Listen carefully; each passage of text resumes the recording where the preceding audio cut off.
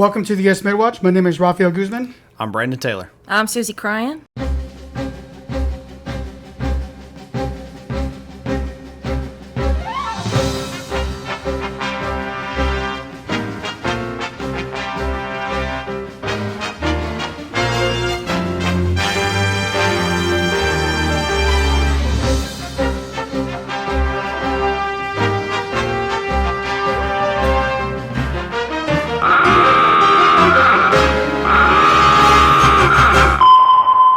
Suzy, thank you for being here. Welcome to the MIDWATCH. Oh, thank you for having me. All right, so what branch did you serve? I served in the U.S. Navy Oh, what years did you serve? from 2006 to 2017. Okay, and why was it that you decided to join the Navy? When I was in high school, I did Marine Corps ROTC, and that kind of motivated me to join the Marine Corps, but I also wanted to be in the medical field. And, well, that wasn't going to work out because the Marines don't have their own medical, so I joined the Navy to be a hospital corpsman and then eventually go get stationed with the Marines. What'd you do in the Navy? Oh, I was a hospital corpsman. Okay. All right, so can you just kind of a little bit describe that for somebody that doesn't know what that is? It's a medic. You know, actually, interesting story is that originally a hospital corpsman was what spurred the physician's assistance program. Duke University over in North Carolina, they're the ones that started the hospital corpsman program back in the World War II. Or not the hospital corpsman program, but the physician assistant program back in World War II. And they had based it off of the hospital corpsman's job. And so we're basically, I would like to compare us a bit to physician's assistants. We're not quite RNs because our scope of practice, like we're not nurses like that. Our scope of practice is pretty wide. If there's a person around us that's taught us that has a license to do something, we can do it. Like sutures, minor surgical procedures, chest tubes, and cricothyroidotomies, which is like you cut open the throat and put a tube down, you know, all kinds of stuff. So the scope of practice for a hospital corpsman is a lot wider than that of a nurse, and just about as much as a PA. During your time as a corpsman, where all did you serve? In Great Lakes, Illinois, and then I went to A school, back in the old A school, which is in of course, Great Lakes, Illinois, right across the street. Or I don't know if it was across the street. I wasn't paying attention on the bus exactly how far it was away. Yeah, I don't know if y'all went highway. to A school. Yeah. I don't know if y'all went to A school in Great Lakes or not, but Nope. yeah, we went to the old school. I went to the old school Great Lakes in 2006, and then after that, I actually got orders to Beaufort, South Carolina, which is where Parris Island is, and I think it's Parris Island where Beaufort is, but anyway, I'm pretty sure it was, but I got orders there. And like the next day I ran to my chief and said, too close to Georgia, because I know my parents would be at my doorstep every weekend. So It's understandable. I wanted to put a little bit of distance there. So he went and changed my orders to Maryland, in Bethesda, Maryland, which was Bethesda Naval Hospital, or NNMC, National Naval Medical Center, which is actually where the presidents go to get their medical workups, and whenever they have, you know, emergencies, and congressmen, senators. I mean, you got a lot of VIPs coming through there. It's pretty cool. We'll talk about that later, though. And then, yeah, it was, I actually met Stevie Nicks. And so, that was actually in the quarterdeck of Bethesda Naval Hospitals where I met Stevie Nicks. But then moving on to that, I got orders to FMTB, Field Medical Training Battalion, formerly known as FMSS, Field Medical Service School. And that was in Camp Johnson, North Carolina, in Camp Lejeune. And, You were also at Camp Lejeune? I was at Camp Lejeune. What years was that again? That was 2000. That was January 2009 to, I believe, May of 2012. So you're not eligible for the class action lawsuit? No. Okay. Wait, the last corpsman makes sense. I did drink the water. I Oh, drank the gee. water all the time. There was no such thing as water dispensers there, like the Crystal Springs waters, and nobody ever had water bottles. We all drank from the fountains. But that's what we did back course. then. Yeah. Yeah. It's like I remember fairly- growing I up don't and know. you'd grab the garden hose, turn that thing on, and Yeah, I don't know if you guys drink drink water on the boat or whatever, whatever filtered water you guys get on the boat, but It's RO. yeah, RO. Yeah, but underway it tastes delicious. Yeah. However, in port, it's port. just normal St. Mary's water, Yeah. so it's Potty not water. very good, yeah. And then even you Yeah. go underway, it takes a couple days for it to cycle out. You guys Okay. use ocean water, or how does that work? Yeah. Yeah, it's RO. Really? We RO create from our the own ocean. water out there. Desalinate it and everything? Yep. That's pretty cool, actually. Yeah. We A whole system for that.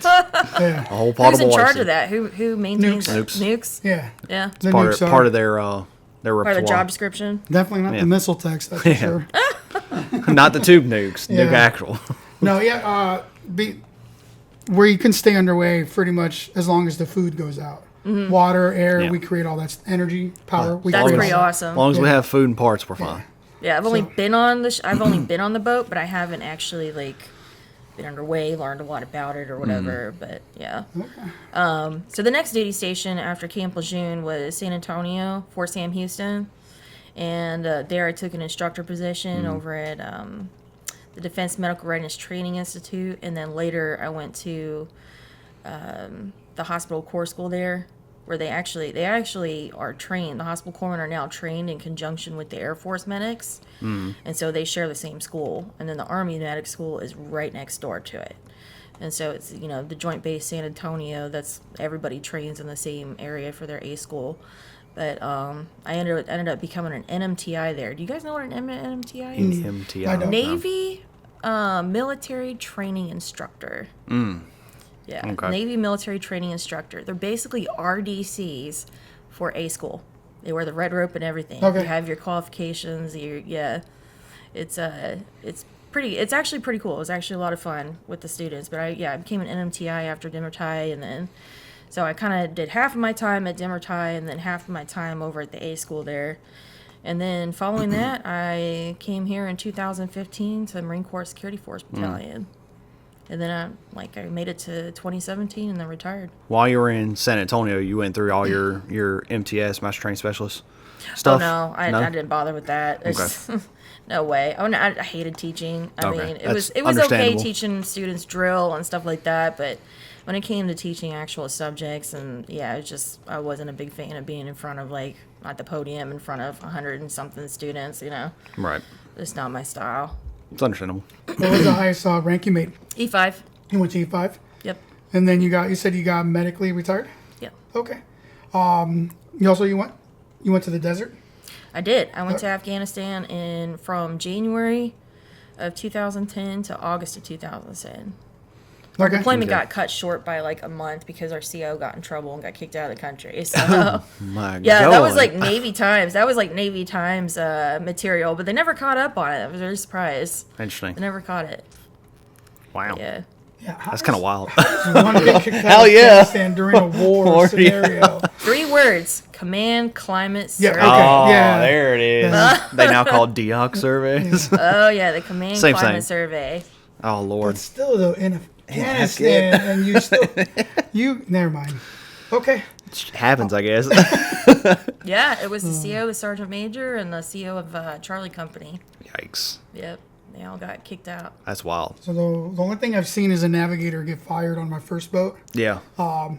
It wasn't his fault, but he was a boomer guy in a fast boat, and he ran the trainers like a boomer.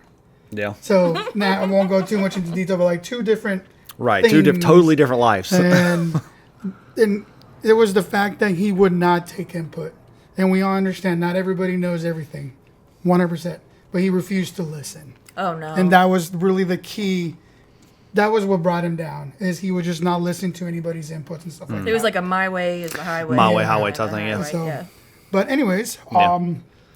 care to share any interesting stories about Afghanistan? So for Afghanistan, I actually have a pretty funny story. One of my friends that I went to high school with, he was a Marine, and he was in from, I think, 2005 to 2009. And he kept on telling me about these combat drops. And I guess what the idea of a combat drop is that when you're entering the combat zone, you're in country and you're in the air, what they do is they shut everything off, and they when you're in the plane, they shut everything off, and you drop about a couple thousand feet to throw off any you drop, you're in the dark, they turn off the lights, everything, and they drop a couple thousand feet to throw off any airplane trackers, any weapons trying to lock in onto your airplane and everything. And So I asked my chief about it. He says, "Don't worry about it. You'll be fine. Don't worry about it. You'll be fine." I hated flying. I actually was named after my great aunt who died in a plane crash. So Yeah, it makes sense. You hate flying. I mean, I'm like, nope. I just don't want to. I hate flying. I don't want to do this combat job. Please just drive me at something. But I did not want to go into Afghanistan in a plane. But nevertheless, we went on a plane, a C-17. So here we are. We hit a lot of turbulence. There was lights were flickering, and there's people were just sleeping. You could tell who was used to it and who wasn't. Some people were sweating. There was a couple people throwing up, and then there was other people that were just fast asleep and just had headphones in or whatever. And every time my chief was sitting right next to me, and every time we would drop just a little bit, I'd go, "Chief, was that it? Chief, was that it? Chief, was that it?" Like I would tap him every time. Was that it? Was that it? Yeah. So and then we landed. Yeah. We landed. And So you had no clue when it happened. No, I had no clue when it happened. We landed. You imagine it wasn't And actually turbulence. then They were like, he finally comes to me and says, there really was no combat drop. C-17s can't do that. It's C-130s. And I was like, you son of a boop. I was sweating that whole trip from Tajikistan. Kyrgyzstan. It wasn't Tajikistan. I did go to Tajikistan later, but that's a different story. But Kyrgyzstan is where we left from, was Manas Air Force Base. And we got on the C-17, and then we went from from Manas Air Force Base to Helmand Province, to Camp Leatherneck. But anyway, yeah, the combat drop had me sweating. And then I went to take off my helmet because there was a story about a guy who got off of a plane and got sniped in the head. And Jeez. I don't know. They would tell you all kinds of horror about bad stories of what luck. happened. But no, it was, we arrived at night, so they put us on a bus, and it was so dark. And, back then in Helmand Province, you didn't have paved roads. You didn't, like in Camp Leatherneck, you didn't have paved roads, and you didn't have, everything was a tent. Later, they ended up bringing in cans, which are huge Connex boxes, and they just put bunk beds in there with an air conditioner. And we didn't get that until like May. We lived in these big old circus tents. Yeah, and Yeah, in but the I'll heat. take the Connex box out yeah, there. Connex Yeah, I'll box. take That the sounds Connex great. box. A little metal in between you know what I mean? I mean, they make houses out of them Yeah. now. Yeah. Oh, jeez. And just concrete barriers and tents and stuff like that, and no paved roads. I tell you what, when I got home from Afghanistan, the best feeling in the world was walking on pavement.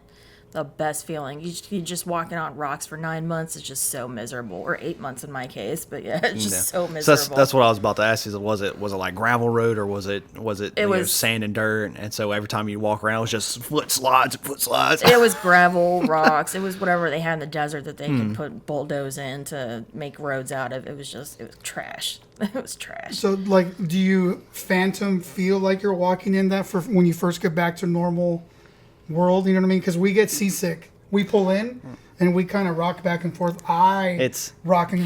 It's not- definitely a little. not It's, you seasick. catch yourself because when you walk on uneven terrain, Yeah. You your compensate. muscles are constantly moving and you're compensating and everything. Well, it's different when you step on pavement because nothing's moving under your feet. So you're anticipating. Your body's anticipating okay. to have to adjust your balance, and so yeah, it does feel a lot different. You've told us a little bit about your time in the different places, but do you have any specific stories of like you've mentioned before you was a convoy corpsman? Any fun stories or interesting stories while you were in the convoy? So for the convoy, most of my casualties were actually casualties of IEDs, mostly in vehicles, like people with really bad concussions. I did a couple medevacs with that. The only time that I was actually feet on ground with a casualty was when I was in the female engagement team, interacting with the locals, the females and the children, and basically proving, see, we're not that bad. We're kind of the same. We have women in our, in the military too here. And they were just going to be like, they'd shoo us away to go play with the women and the children. But anyway, so for the female engagement team, I actually, there was only 4 of us. There was only 4 hospital corpsmen. 2 were in the MAGTF now. I'm trying to remember. It was Marine Air Group or something like that. But anyway, So so those two, they never actually left the wire. The other girl, she was a convoy corpsman with me. She was actually my battalion. She didn't leave the wire, but I ended up being assigned to a mission with 1st Battalion, 2nd Marine Regiment. It's a infantry battalion, and they were assigned to like another area of Afghanistan in Helmand Province. I'm trying to remember the name of it. But yeah, I kind of deleted a lot of this. Sure. I don't blame you. I kind of deleted a lot of this, but basically I was woken up at 3 o'clock in the morning. They said, grab your gear and let's, get on a helicopter. So that's what I did.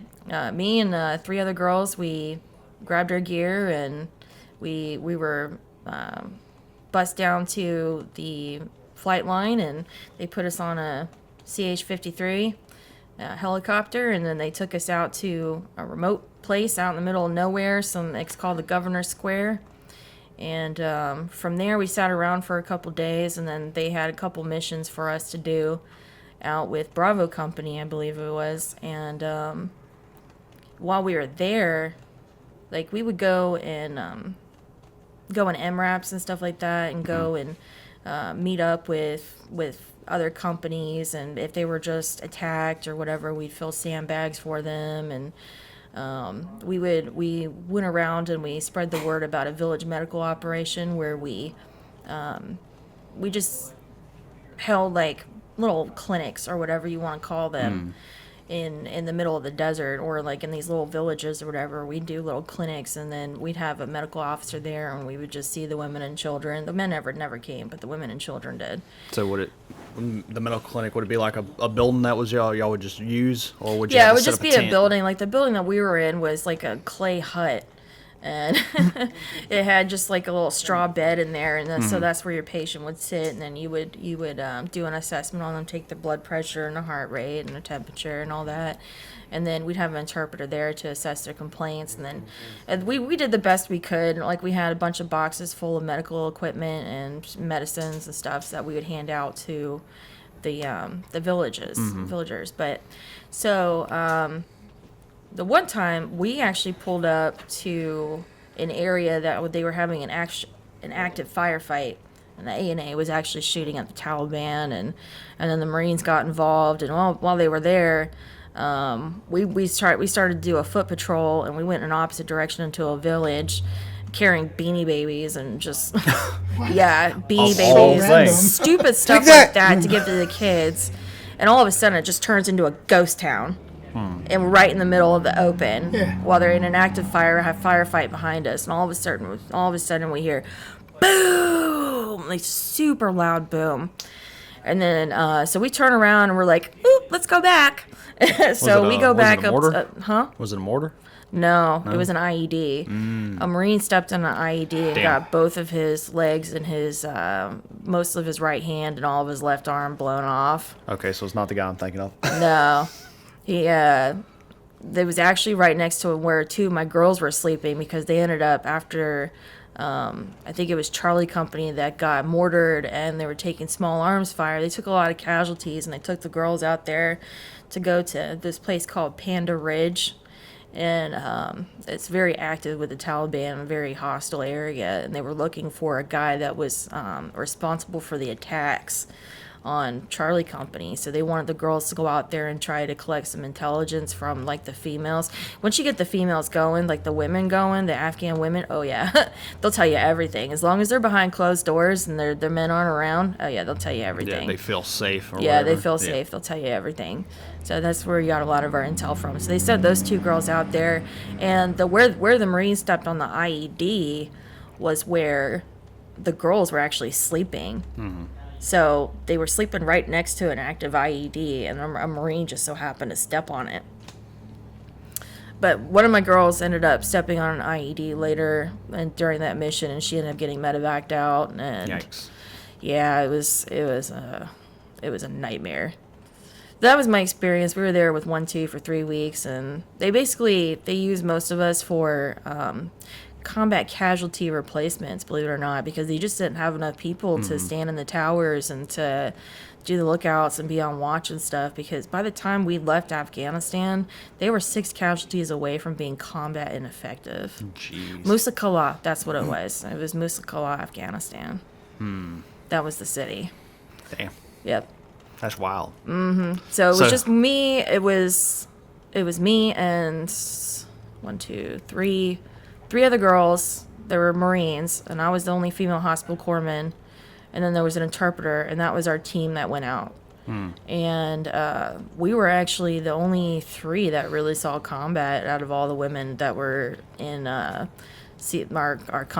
battalion, not our company, but our battalion.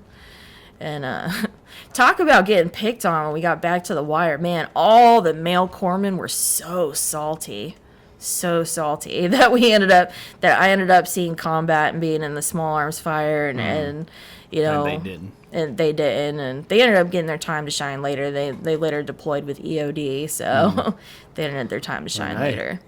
Yeah, but So when you say the wire, you're like talking about like base camp or whatever? yeah, base camp. So the wire, they're called FOBs, forward operating forward. bases, or we call them the wire FOBs, whatever.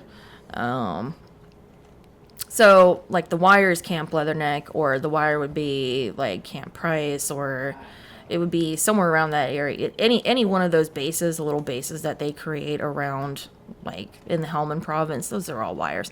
Or even in Iraq, you know, just little bases, the just FOBs, and that's, you know, the wire. You wear the Marine uniform? Yeah. Okay. That's what threw me off of what branch you were in. That's what y'all Yeah. normally So wear? when you go to FMTB and you graduate, you get to wear the Marine Corps uniform whenever you're stationed with the Marine Corps. Once you become an 8404, you wear the uniform. And that's Interesting. you standing the gun?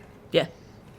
I wasn't supposed to be in the turret, but I gave one of my Marines a break because for Pete's sake, he was standing for 2 days, you know, in the turret and barely got any rest. Oh, that's a good story. Here we go.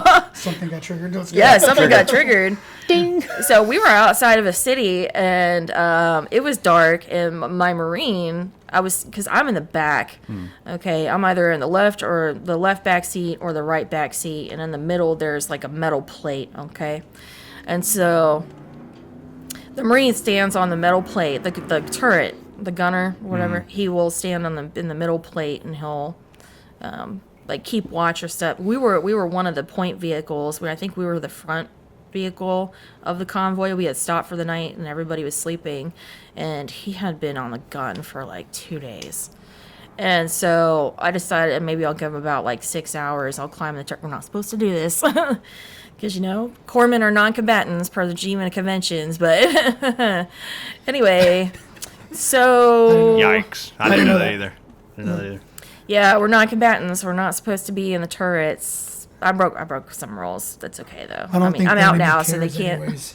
Huh? The enemy does not care. No, the enemy No, doesn't they care don't. anyways. Yeah, so Actually, they told us not to wear our scissors on our flak jackets. Yeah, that makes you a target. Because, yeah, if it they makes take you the a medic target. out, it limits their time in the Okay. field. Yeah. Yeah, That they makes- actually that's target the combat medics. sense. But anyway, fast forward. So I'm in the turret, and I switch places, and I decided to take pity on the Marine, and so I'm there. All of a sudden, I'm thinking to myself, okay, what's the worst that could happen? It's pitch black. Of course, there's no street lights in Afghanistan, and so I got my night vision goggles on. I've never used these before because I didn't go to 29 Palms for their Mojave Viper. I ended up being one of the last people to get drug onto the deployment. So I didn't go to Mojave Viper. So I didn't know how to use a 50 cal or how to use the night vision goggles. So they did a quick little rundown of the gun and the night vision goggles. So I was wearing the night vision goggles, and all of a sudden I see this light. And it's really, really tall, or really, not really tall, really high up, and then it starts coming down, and it starts coming closer, and closer, and closer, and closer. So I take off my night vision goggles, and it looks like it's a truck. So it's like a Toyota truck in the middle of the desert coming down this mountain. And I was like, so I kicked my sergeant in the front seat, and I said, "Hey, sergeant, there's something coming at us. There's a truck or somebody's coming at us." And so, what do I do? What do I do? What do I do? And so he's like, so he woke up the driver and he said, "Hey, flash the lights, flash the lights." Well, there's flashing the lights, and this guy's not stopping. So he's flashing the lights, making noise, whatever. The guy's not stopping, and I'm like, I am not fixing to shoot somebody. I'm gonna be wake up and waking the gunner up. Like, what am I supposed to do? So he says, go into the ammo box, and there's a flare gun there. Not a flare gun, a flare pin. Yeah, pencil flare. Oh yeah. Yeah. So. I aimed that sucker the best I could. He gave me a quick little class. I mean, it was like 3 seconds, a quick little class on how to use it. And so I'm aiming it, and I'm like this, right? And I'm aiming it, and I'm just like this. And I push the button, and it goes, and I go backwards, and it hits the grill on the front of the truck, like dead center. And it was like, damn, dog! And so... yeah, it hits the grill on the truck. It did nothing caught fire, thank God. But anyway, so of course the truck goes, stops, and then my sergeant gets out, and he goes and it was the Afghan police. They should have known better than to come down a mountain barreling towards a convoy. Yeah. Without That's showing asking for themselves to trouble, some degree. Yeah, so it was the Afghan police. It's like they came out, hands up. I mean, after we're flickering the lights, honking the horn, doing whatever, making noise, like telling them to stop. No, they weren't stopping. No. And so yeah, the pen flare. I ended up blowing off my thumbnail. Yikes. With the pen flare. Yeah, that was my little injury there, my Afghanistan injury. Oh, purple heart. Yeah. Oh no, I got another injury too. When we went off the road, and we went down, like, it was like almost like a cliff, because the darn thing had to be at least 15, 20 feet down. So you got the hardball. There's only like one hardball in all of Helmand province. We just cut off a terrible convoy. We were trying to go home after we actually ran over a local when we were on the hardball. And 2 days later, we had to go back out to the village to go pay them and say sorry. And so... Wait, to pay them? You literally ran over local? I did not. So, okay, Another driver right. did. And then you have to pay him compensation? Yeah, pay him about $20,000. Dang. And there's no banks there, so you know who probably got paid? Taliban. Yeah. Yeah, not him. I mean, first him, and then who knows where it went. It was a really bad strategy, the way that they did things.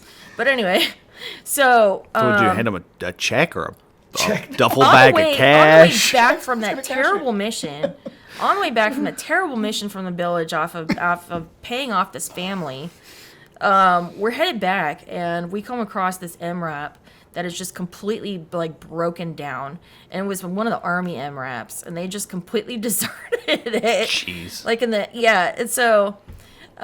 So we decided we had a tow truck or whatever. So we latched it up and we decided to take it back to base, because the last thing you wanted to do is fall into enemy hands, right? They just deserted it on the hardball. I don't understand it. Hardball is road, of course. But anyway, so we're headed back to base, and then all of a sudden we're probably about 2 hours out, and all of a sudden, everybody slams on the brakes, and then one of my sergeants jumps into the back of our Mat V and grabs like the fire extinguisher. All these guys are grabbing fire extinguishers and running towards the wrecker. And so I guess the e-brake was on the MRAP, and so the brakes got skidding that thing. Yep. Across. Ooh. And the MRAP caught fire. Yeah.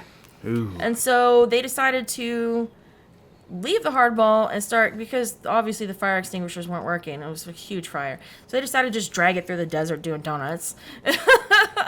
through the sand doing donuts to try to put out the fire. Okay. And then the whole convoy decided to just get off the hardball, because we were holding up traffic with all these, trucks and everything. And yeah.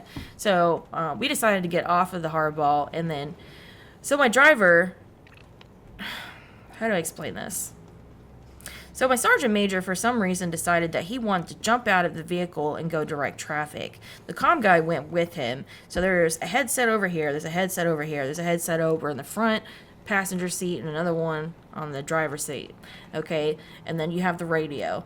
Well, they're trying to get me, they're yelling at me to get on the radio and tell the front vehicle something or whatever. So I unbuckle everything, okay, because I'm on a 5-point restraint in this vehicle. I unbuckle everything.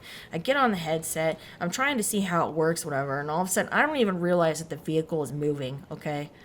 So one of the doors slams where the sergeant major got out. He slammed, like, the door slammed shut.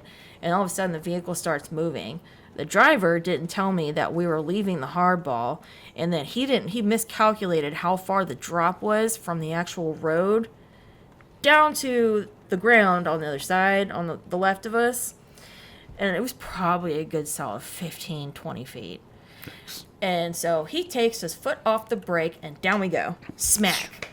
Head first into the ground, right off the road. And guess what I do, because I have no 5-point restraint on? You slammed to the front. I slammed right into that oh shit handle, which is a metal plate right behind the driver's seat, and it smashed my face, broke my nose. I had the raccoon eyes and everything. My nose was bleeding. The poor gunner got it the worst too, like, because there's like teeth that go all the way around the circle where the gunner's standing. Yeah. There, goes Gear, cranks whatever, and everything. yeah. It's gears, whatever. So there's like teeth, and they're real big, and they're real like, oh man, his abdomen just hit that sucker real hard, and then he actually hit the 50 cal too. Damn. With his face, and so we were both busted up. And I think that day I smoked all of Sergeant Major's cigarettes because I was so mad. I was so mad Dang. at the driver. Oh my Lord. Because the driver didn't tell me that he was going to move the vehicle. And of course, I'm just panicking, trying to get on the comms and everything.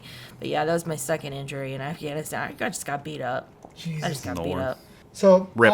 obviously you're out now. What's the thing you miss the most? The camaraderie, the friends, always having somebody to hang out with, on the weekends and after work and stuff. And like even when I was married to my first ex-husband, because I had two. That was my next question. You said first ex-husband. Yeah, even when I was married to my first ex-husband, when I didn't feel like going home because he was a pain in my rear, you could just go to the smoke deck, and there would always be somebody there with beers or whatever, and you could stay and hang out as long as you wanted. There was always somebody to hang out with. There was always something to do, playing horseshoes, cooking out. There's just a lot of camaraderie. I miss the people.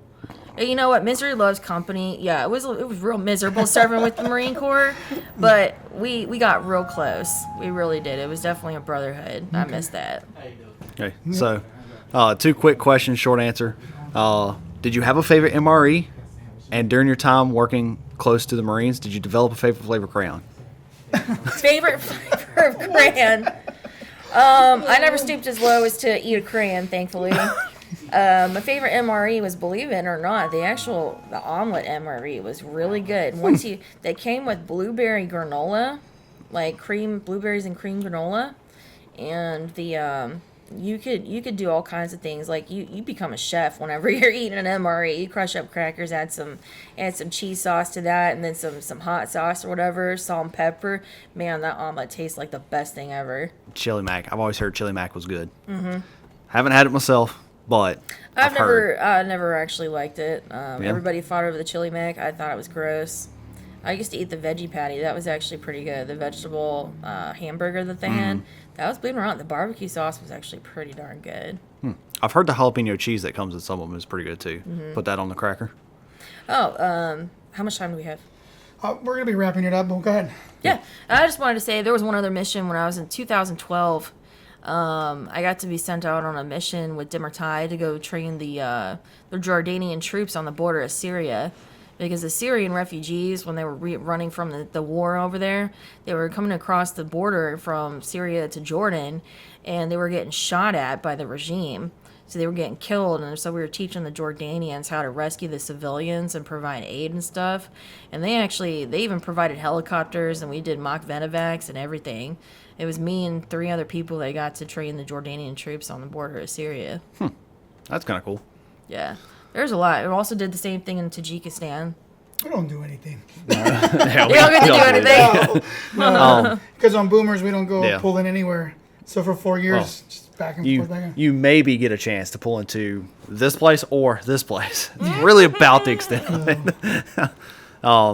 We have way too much time on our hands, I Yeah. guess, on a boat. We're just I mean, this whole podcast Yeah. was Excellent hard players, you know. Yeah. Yes. yes. Spades and cribbage, I believe, is Cribbage the other and one spades, everybody yeah. plays. Cribbage is fun, though. Yeah. Yeah, a lot of people play dominoes too. Anyways, well, we appreciate your time. Last question is, since you've been out, right? Is there any bit of information or advice you would give to someone that's brand new or thinking about going in? I would say no matter how much you get hazed or bullied, don't push yourself too far beyond your limit, because it's just not physically worth it. It's not, because the military only lasts so long, and you still have a long part of your life that you have to live through, and being disabled is not fun. And, I've already had a neck surgery, and I'm coming up on another spine surgery, and I've got, all kinds of issues from pushing myself too hard and way beyond my limits.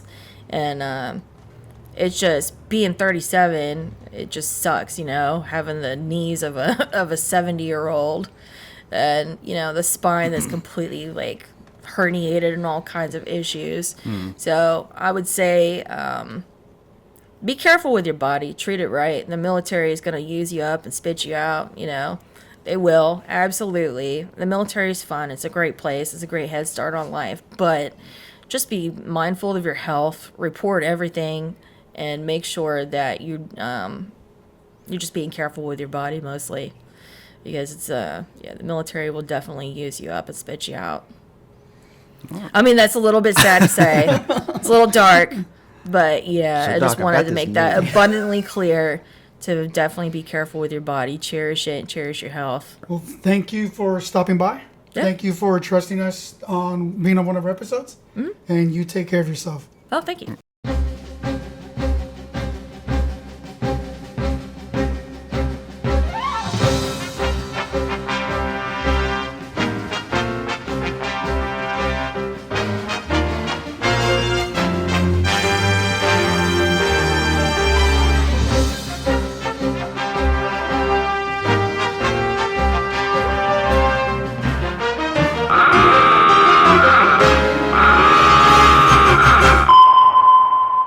In the era of digital media, VHS tapes might seem like relics of the past, but for many, these magnetic tapes hold cherished memories and a slice of history. Whether it's a family vacation from the 90s or a classic home video, the question of how long VHS tapes last is crucial for anyone looking to preserve these memories. The general consensus among experts is that a VHS tape can last anywhere from 10 to 30 years. However, this lifespan is not set in stone and can vary significantly based on how the tape is stored, how often it's played, and the quality of the tape itself. Some tapes, particularly those stored under ideal conditions, may last even longer, while others could degrade much sooner. Given the finite lifespan of VHS tapes, one of the best ways to preserve your content is to digitize it. This process involves transferring the video from the VHS tape to a digital format, such as a DVD or MP4 file. Not only does this safeguard against physical degradation, but it also makes it easier to share and enjoy your content in the digital age. At AmericanVHSTransfers.com, we can transfer all your VHS tapes as well as 8mm films and any other older format. Now with 2 locations in Kingsland, Georgia and Goose Creek, South Carolina.